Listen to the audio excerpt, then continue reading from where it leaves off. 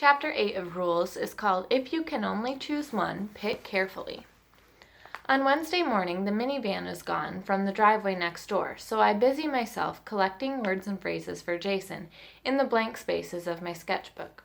Words from commercials, conversations, and books run between my doodles and across the backs of my drawings.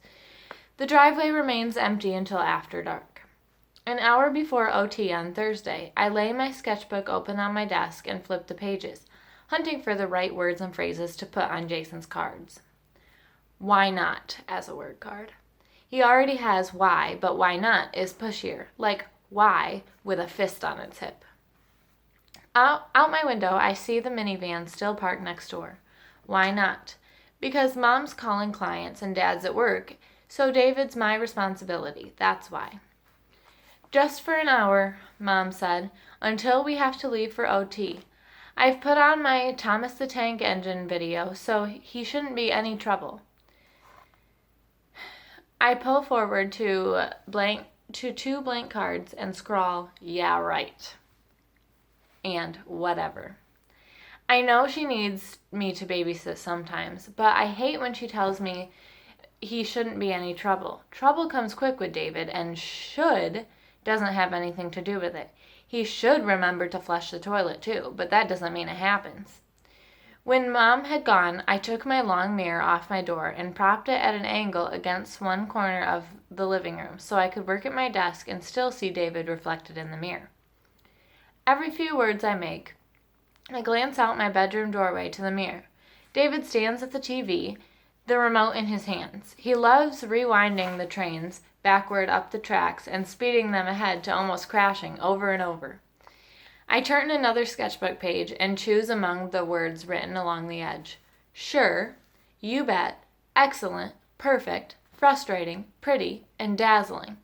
To jazz up and stretch the words Jason has in his bigger directions, and joke, so he can be sarcastic if he wants. I peek toward the mirror.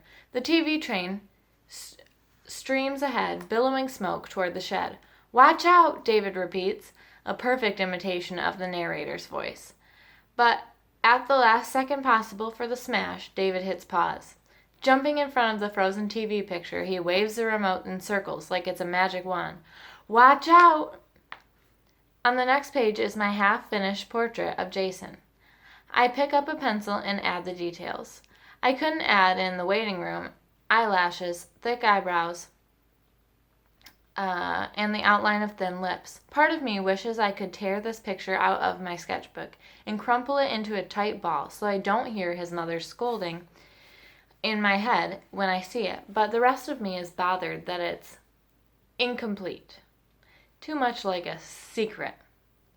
Those are word cards. Incomplete. Secret. Are you busy? A girl's voice asks. I drop my pencil and flash a look from my unmade bed to the folded clothes piles on my bureau. Cinnamon and Nutmeg crane their necks to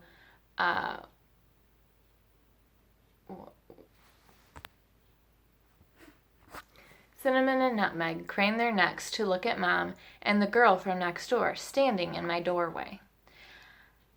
I saw Christy coming up the walk, Mom says, smiling. Catherine, I have one more call to make. Could you keep an eye on David for a few more minutes? Then I'll take over, I promise.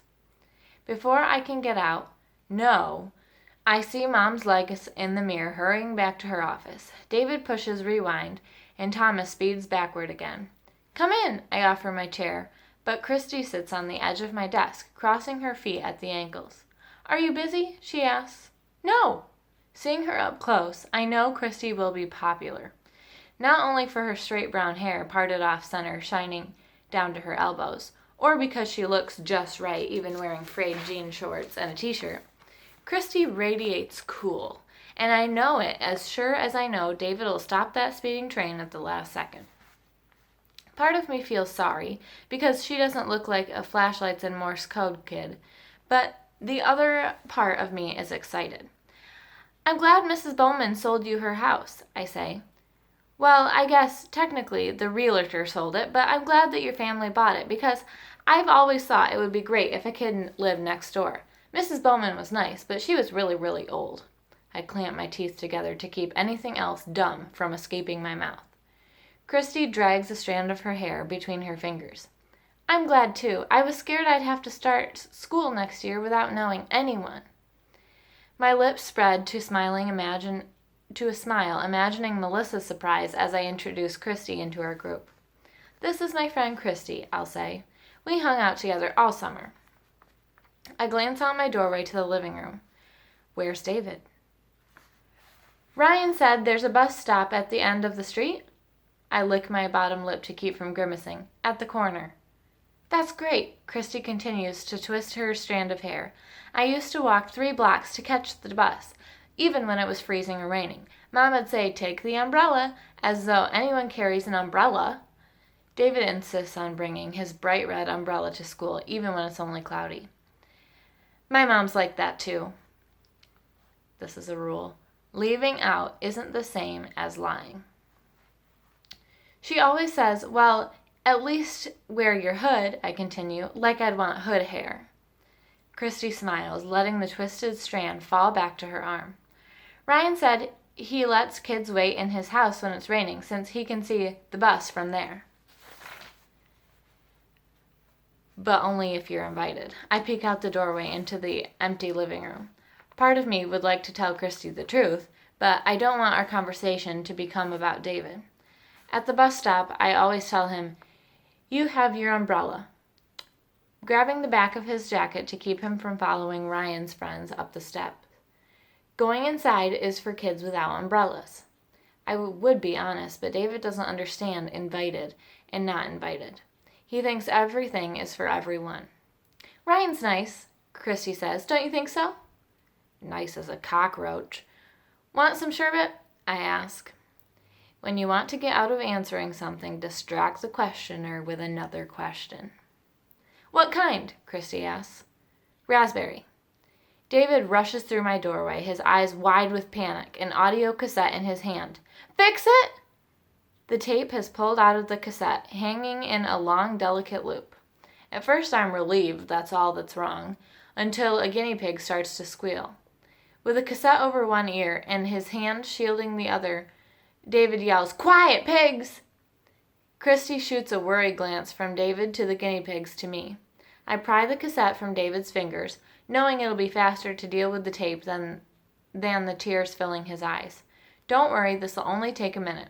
I spin the cassette around and around on my finger, wishing I had 2 more hands, one to give the guinea pigs hay to quiet down, another to cover David's mouth as he shrieks. I spin the cassette so fast my finger keeps slipping out of the tiny hole. When the tape lies flat and tight, I slide Frog and Toad together into my cassette player and push play. Arnold Lobel's deep voice joins the guinea pig squeals, and David's face lights up like Christmas morning, Halloween night, and his birthday all rolled into one big grin. You fixed it! Go find Mom, I say, pressing the cassette into his hand, and tell her I'm done babysitting. Before I close the door, I peek into the living room to be sure David's heading toward Mom's office. He disappears down the hallway, swinging his arms. That must be hard, Christy says. Even regular little brothers are a pain. Regular snarls in my stomach. I grab my sticky notes and write, Dad, buy a new tape player, and stick it on the back of my door to remember to tell him again. To quiet my guinea pigs, I pull strings of Timothy hay from the little bale I keep under the cage. Nutmeg yips as Cinnamon steals her hay. They're so cute, Christy says. Can I hold them? Sure, I toss her a towel. Better put that on your lap in case they pee. I slide one hand under Nutmeg's chest and cup her back legs with my other. Cinnamon weeks as I set her next to a Nutmeg on Christy's lap, and the squealing turns into happy pig cooing. Nutmeg, I thought I'd never see you again. Say, what are you eating? Towel, medium rare with a hint of fabric softener. Care for a bite? Don't mind if I do. My door bursts open. No toys in the fish tank, David announces. I'll be right back, I say to Christy between my clenched teeth. No problem, she says, stroking Nutmeg's neck. I close my door behind me so Christy won't see me run. Why? I sprinted ahead of David. Why today? Because. A tiny cowboy stands bow-legged on the gravel at the bottom of the fish tank, one hand poised to grab his pistol, the other holding the end of a lasso hovering in a loop above his head. A goldfish swims right through the hole. Get back here, you pesky varmint. Plunging my hand into the water, fish swished past my fingers. I rescue the cowboy and throw him into the toy box, grabbing David's wrist. I don't even wipe my hands first. Wet! David twists to get away. You're not going to ruin this for me. I yank him along behind me down the hallway to Mom's office. She's on the phone. All right then, Mom says into the receiver. I'll look forward to hearing from you next week. I have company, I say, not caring about interrupting her. And you need to watch David. Mom holds up one finger for me to wait, but I push David ahead of me into the room. Her eyebrows come down. She grabs a puzzle off her bookshelf and dumps the pieces on the floor. Yes, that'll be fine, she says into the phone. David sits beside the hill of pieces. He can't stand to see puzzles undone, but he insists on doing the pieces in lines, like he's reading the puzzle. He doesn't look for all the red barn pieces, or the daisies in the field, or the glimmers of sunlit water. Left to right, top to bottom, that's his puzzle rule. And if you add a piece out of David's order, he'll take it back out, even if it fits. I slam Mom's office door on my way out. When I come back to my room, breathless from running down the hallway, I notice Nutmeg and Cinnamon are in their cage again. Everything okay? Christy asks. I hope you didn't mind that I looked at this. She's holding my sketchbook, open to the half-finished portrait of Jason. Is he your boyfriend? No, just a boy I started drawing. Christy tilts her head in an ooh, really? Look. If you want someone to think something's not important, use just a lot, the word just. He's just a boy I know from, well, I don't really know him, not very well. I just see him at, I check my watch. It's almost time to leave for OT. I can't tell Christy I have to go, not the first time we've met, but I've told Jason I'd see him today. Christy tosses my sketchbook onto my desk. My hands itch to flip the page, but that'll bring attention to it. Want to watch TV? Christy asks. If I say no, maybe I won't get another chance to hang out with her. I glance to Thomas the Tank Engine reflected in my mirror, his eyes closed, braced for a crash that'll never happen. From somewhere, David shrieks. We could watch at my house, Christy says. That stings, even if I agree. Sure, I say. I'll tell my mom. All the way up Christy's walkway, I want to skip or run or twirl with my arms out, like a 6-year-old. It feels deliciously easy to be visiting a friend's house without having to say first, sorry, David, this is for me. You can't come. Hearing Mom's car back out of the driveway, I turn to wave. She waves, but David sits alone in the back seat, hunched down, his hands over his ears. I follow Christy up the steps and through the front door.